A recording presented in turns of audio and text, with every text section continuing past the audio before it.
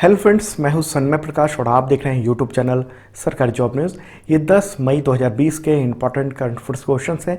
इसका PDF available है free में विद नोट्स, वीडियो के डिस्क्रिप्शन में अवेलेबल है, देख लेना। या आप इसे वीडियो खत्म होने से ठीक पहले मेरे बगल में जो डाउनलोड का लिंक आएगा वहाँ से भी आप ले सकते हो। बहुत इंपॉर्टेंट क्वेश्चन है और इंटरेस्टिंग भी, टोटल 10। पहला क्वेश्चन लेते हैं। कोविड-19 की वजह से जो आर्थिक संकट आ रहा है तो उसको रोकने के लिए, उसे निपटने के लिए केंद्र सरकार ने कितने लाख करोड़ रुपए तक के कर्ज लेने का अनुमान जारी किया है?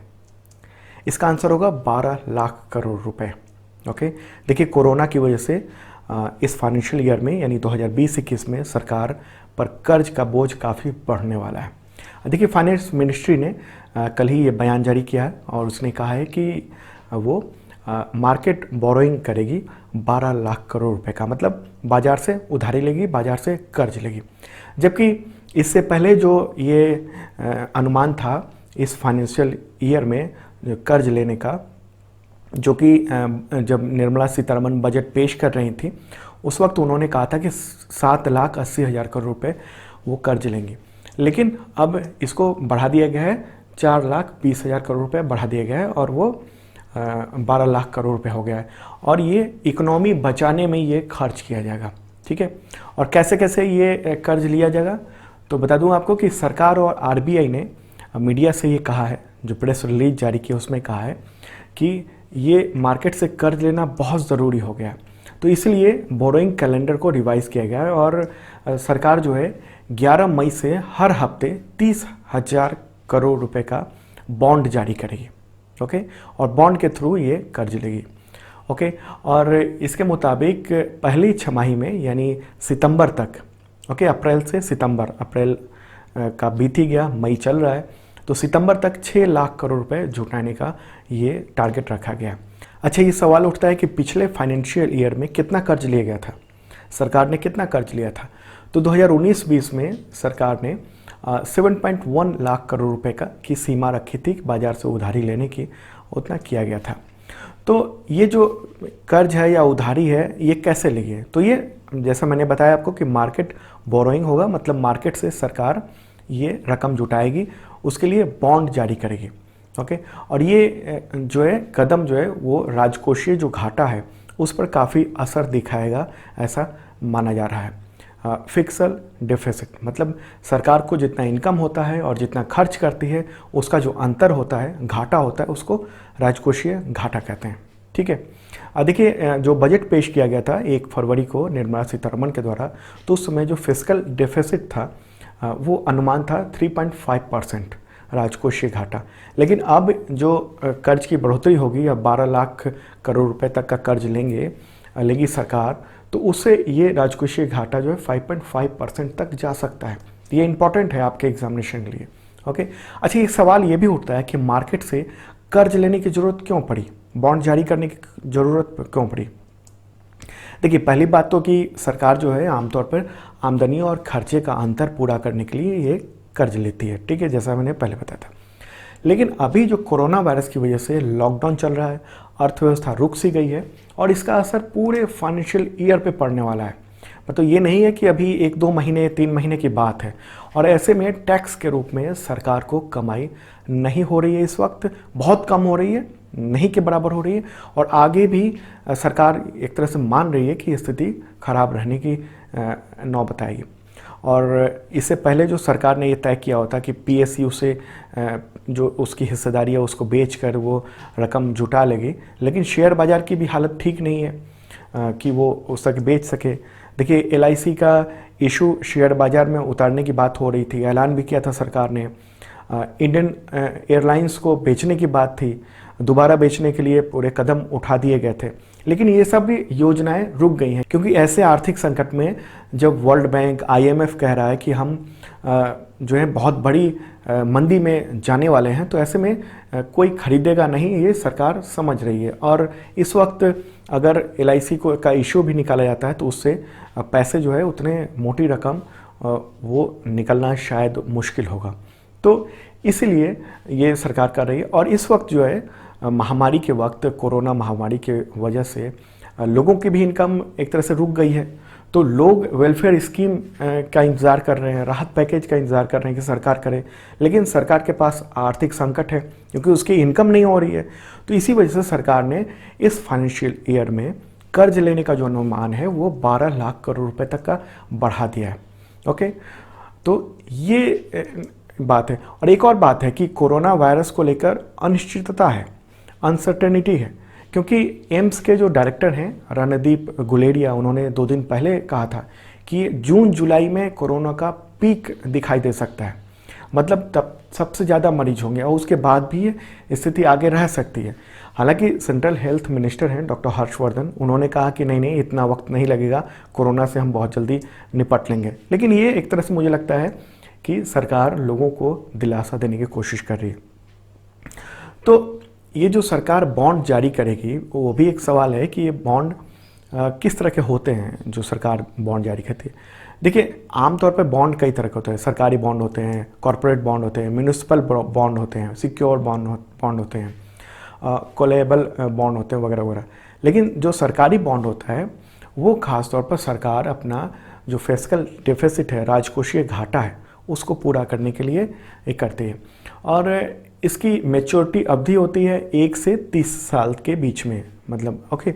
और फिक्स ब्याज दर होता है, कम होता है मार्केट से, लेकिन क्रेडिट जोखिम जो है इसमें नहीं होता है, मुक्त माना जाता है कि सरकार उतना रुपया और बॉन्ड में जो निवेश किया गया है उतना रुपया और उसका जो ब्याज है वो सरकार देगी ही। सरकार जो है इसका एक तरह से जिम्मेदारी लेती है, ठीक है।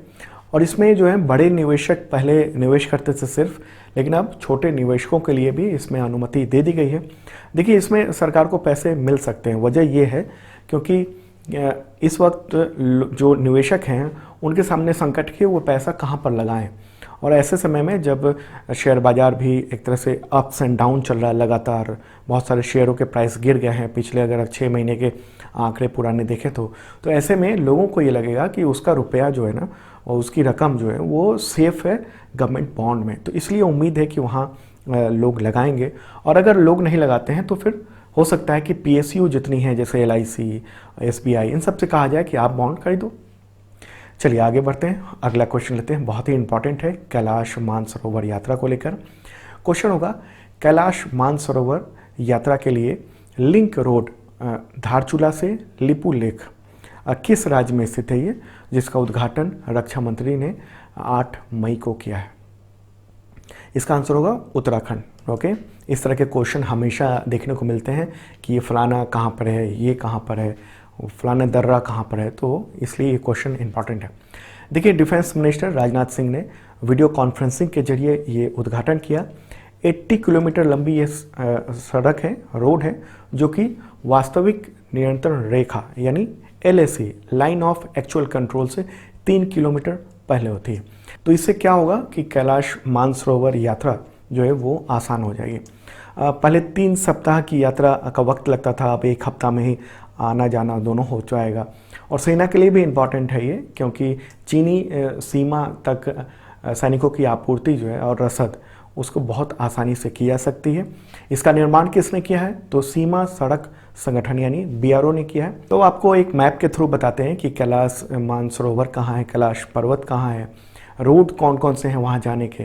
तो देखिए, आप मैप देख रहे हो, ये वर्ल्ड का है और इसमें इंडिया ये रहा और ये तिब्बतन ऑटोनोमस रीजन है, ठीक है, जो कि चीन की सीमा में आता है। और ये जो पूरा माउंटेन है ये कैलाश रेंज कहलाता है।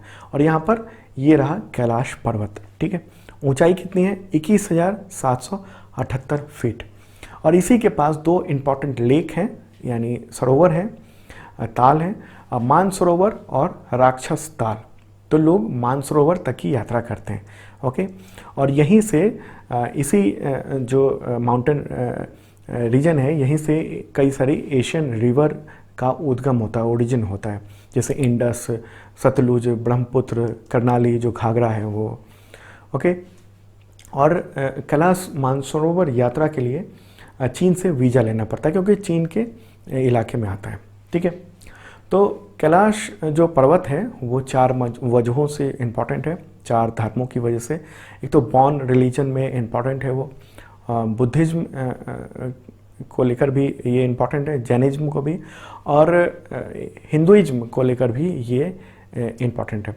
हिंदू धर्म में आप लोगों को पता ही होगा कि कैलाश पर्वत जो है माना जाता है कि भगवान शिव का स्थल है, वो पार्वती, भगवान गणेश, इन सब से जुड़ा हुआ माना जाता है। जबकि बुद्ध धर्म के मानने वाले इसे माउंट मीरू कहते हैं। ओके, और कहा जाता है उनके द्वारा, उनके जो ग्रंथ हैं उसमें ये है कि ये ब्रह्मांड का एक तरह से एनर्जी स्रोत है। तो कई देशों के जो बुद्धिस्ट लोग हैं, जापान, चीन, म्यांमार वगैरह वगैरह, तो उन सबके वहाँ पर पहुँचते हैं। देखिए 3 रास्ते हैं। ये मैप मुझे ITBP की वेबसाइट से मिला है।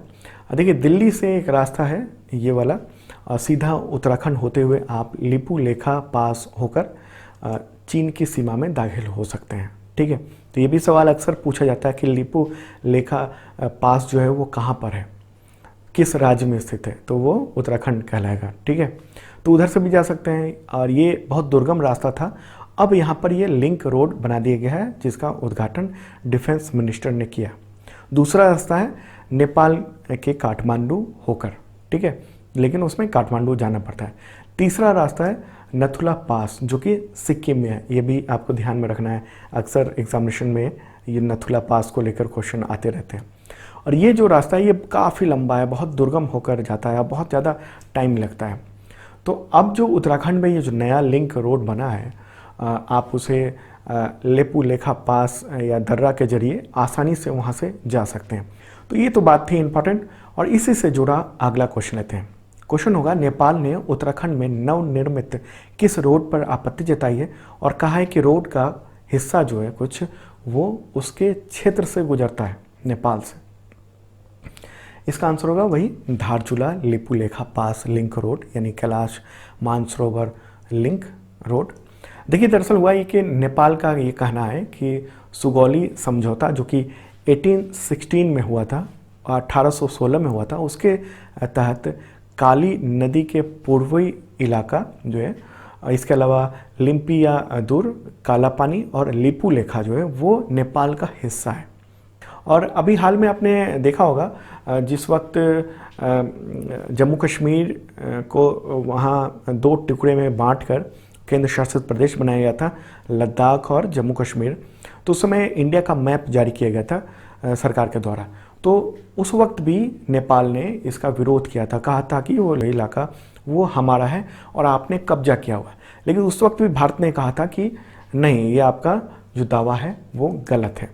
तो इस बार भी इंडिया ने यही कहा है, और कहा है कि ये बहुत गलत बात है, आप बोल रहे हो। नेपाल की आपत्ति को इंडिया ने खारिज किया है और कहा है कि उत्तराखंड में जो धारचूला को लिपू लेखा दर्रा से जो रोड जो जोड़ रहा है वो पूरी तरह से अपने ही क्षेत्र में है, और ये पूरा भारत का हिस्सा है, ये इंडिया ने कह दिया। हालांकि नेपाल ये चाहता है कि ये जो पूरा इलाका है, जो डिस्प्यूटेड एरिया है, उसको समझौते से, दस्तावेजों के जरिए, नक्शों की बदौलत इसको सुलझाया जा सके।